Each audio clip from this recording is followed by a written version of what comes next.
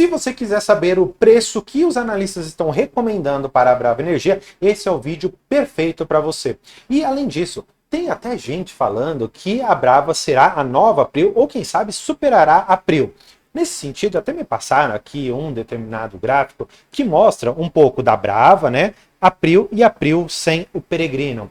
Eles mostram aqui que hoje a Brava estaria retirando seus 82 mil barris de petróleo por dia e que a Prio estaria tirando aqui os seus 91 mil barris. Mas eu já quero antecipar uma coisa. Eu não quero criar polêmica e eu não quero também incorrer num gravíssimo erro que muitos de vocês cometem quando acabam comparando a Brava com a Prio. Primeira coisa, a Prio ela é uma companhia diferente da Brava. Primeiro, ela não tem investimentos em terra, ela não tem investimentos em refinaria. Todas essas, por outro lado, a Brava possui, que são dinâmicas totalmente diferentes. Então, quando você for comparar as coisas, saiba que as duas são do ramo de petróleo, elas exploram, mas cada qual tem a sua dinâmica própria, os seus custos próprios e outra.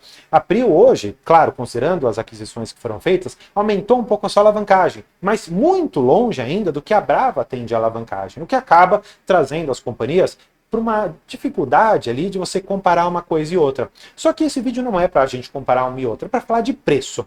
Nesse sentido, eu quero trazer um outro gráfico que eu também achei muito interessante. Esse gráfico aqui ele é muito interessante, gente, muito interessante. Eu não tenho certeza como que eles fizeram isso antes da aquisição, ou da fusão, na verdade, da 3R com a Enalta. Eu acredito que eles tenham juntado aqui os dois preços. Não sei se é o caso, mas vamos fazer algumas ponderações. Eles estão considerando os preços que eram projetados para a Brava, considerando provavelmente 3R mais Enalta, em determinados períodos. Ou seja, lá em 11 de janeiro de 2023, eles tinham um preço justo de R$100. Só que o preço que ficou de tela foi 39. Em março de 23, 80. Você pode perceber que ao longo do tempo esse preço ele veio caindo.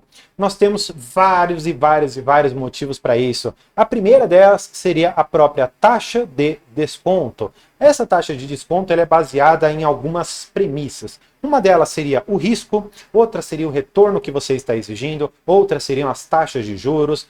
E, enfim, tem muita coisa envolvida aqui, a alavancagem da empresa, mas, enfim, o fato é que hoje existe, pelo menos até o momento, um consenso de que o preço justo seria de R$25. Só que esse preço aqui, ele está um pouco enviesado com algumas últimas análises. E eu quero trazer para vocês algumas outras visões de casas de análises totalmente independentes. E no fim, eu vou trazer a minha, claro, se você quiser saber qual que é, tá? Então, vamos lá. Eu tenho aqui para vocês esta figura, que ela é ali do Santander, e ele está estimando aqui para a Brava Energia um preço, um target price, né, um preço justo na ordem de R$30. Opa, já está diferente daqueles 25.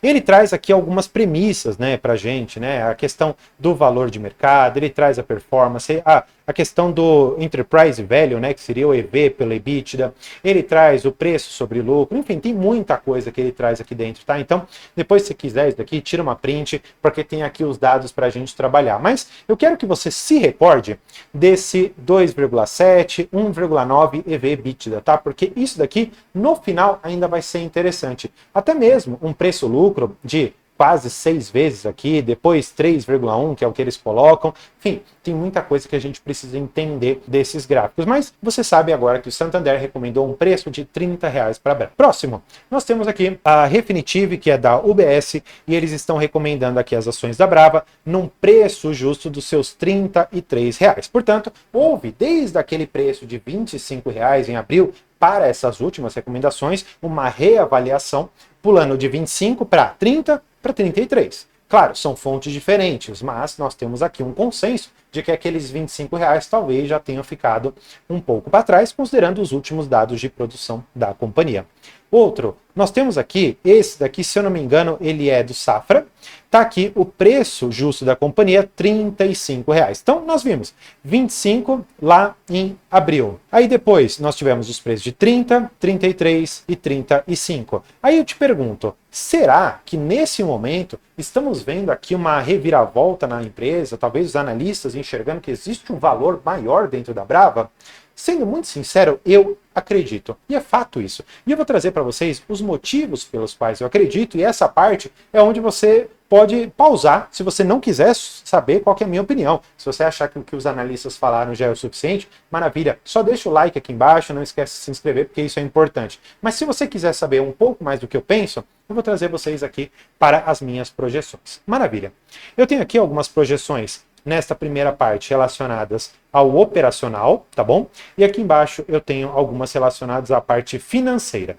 Eu tenho, claro, algumas premissas em que eu utilizei aqui, a gente pode mexer um pouco mais nisso, mas hoje, de verdade, gente, eu acredito que lá no final do ano nós já poderemos ver a empresa retirar mais de 100 mil barris de petróleo.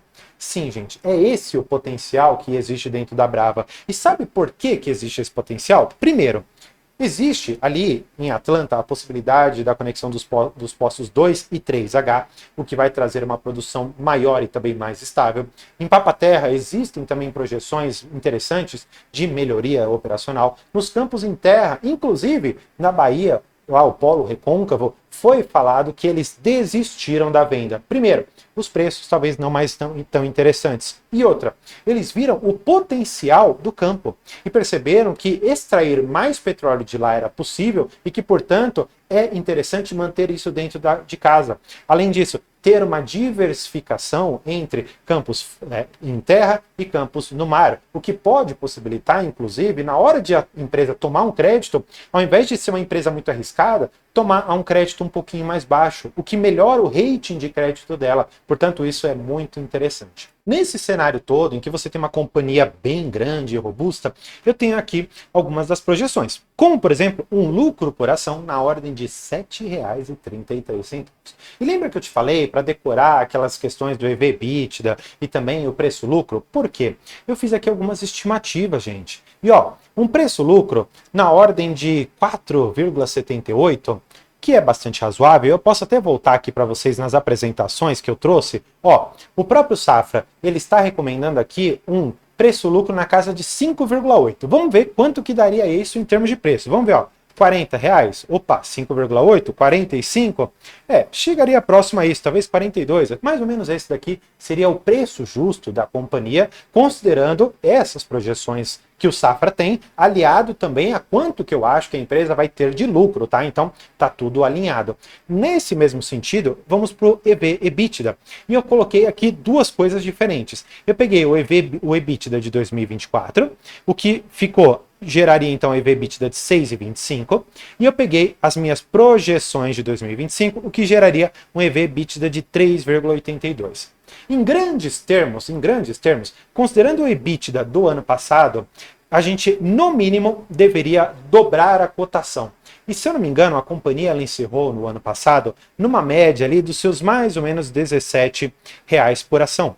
O que, levando isso para o dobro, mais ou menos, levaria essa cotação para os seus R$34 por ação. Ou seja, em qualquer um desses cenários, eu teria boas projeções. Tanto dos analistas recomendando algo acima de R$30, eu com uma projeção de alguma coisa perto dos seus 34 e considerando ali o que o Safra disse e também as minhas projeções, um preço máximo para esse ano de R$42 por ação. Para alguns pode parecer muito, para alguns pode parecer pouco, mas a situação, ela para mim fica bastante clara. Hoje existe muito menos espaço para baixo, considerando que todos os postos ali da Brava estão produzindo muito bem e que devem tão logo passar os seus 90, 100 mil barris por dia, e existe, portanto, mais chance de nós vermos resultados positivos trimestres após trimestres do que ficar naquela sensação de, poxa, será que vai conseguir colocar de pé Atlanta e Papa-Terra? Todos os assuntos esses já ficaram para trás e os preços ainda não refletem a realidade da companhia, que a cada vez melhora, cada vez mais e cada dia mais. Claro, alguns vão me questionar esse valor do Brent que eu estou considerando, mas mesmo que eu coloque um Brent na casa de $60 para todos esses períodos aqui, ainda assim eu teria um lucro por ação bastante robusto, quase nos seus R$7, e considerando mais uma vez aquela questão do EV/EBITDA de 6, pular para esses 4, a gente teria uma métrica de não dobrar, mas eventualmente chegar ali, talvez nos seus R$ 28 por ação, seria algo bastante factível, tá? Claro, essas daqui são algumas projeções que eu tenho, que os analistas têm, e agora eu gostaria que você deixasse a sua aqui embaixo. Que preço você acha que a Brava vai encerrar o ano de 2025? E claro, para você continuar seus estudos a respeito da Brava, vou deixar esse vídeo aqui. Por hoje é isso, muito obrigado e tchau!